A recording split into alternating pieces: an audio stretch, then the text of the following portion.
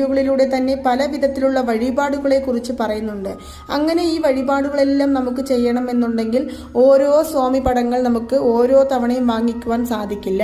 നമ്മുടെ വീഡിയോകളിൽ ഞാൻ എപ്പോഴും പറയുന്ന ഒരു കാര്യമാണ്, ഒരു വർഷത്തിൽ ഒരു തവണ ചെയ്യുന്ന ഒരു വഴിപാടിന് വേണ്ടി നമ്മൾ പണം ചിലവാക്കി കൂടുതൽ വിഗ്രഹങ്ങളോ അതുപോലെ തന്നെ പൂജാ സാധനങ്ങളോ നമ്മുടെ പൂജാമുറിയിൽ വാങ്ങി വെക്കരുത്.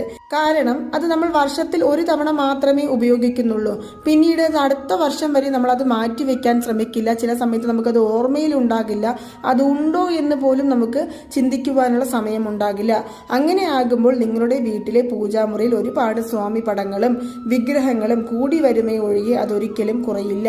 നമ്മുടെ വീട്ടിലെ പൂജാമുറികൾ ചെറുതാണെങ്കിലും വലുതാണെങ്കിലും ആവശ്യത്തിനുള്ള സ്വാമി പടങ്ങളും വിഗ്രഹങ്ങളും മാത്രമേ ഉണ്ടാകുവാൻ പാടുള്ളൂ. മാത്രമല്ല, നമ്മുടെ വീട്ടിൽ നേരത്തെ തന്നെ ഒരു വിഗ്രഹമോ പടമോ ഒരു സ്വാമിയുടെ ഉണ്ട് എന്നിരിക്കട്ടെ,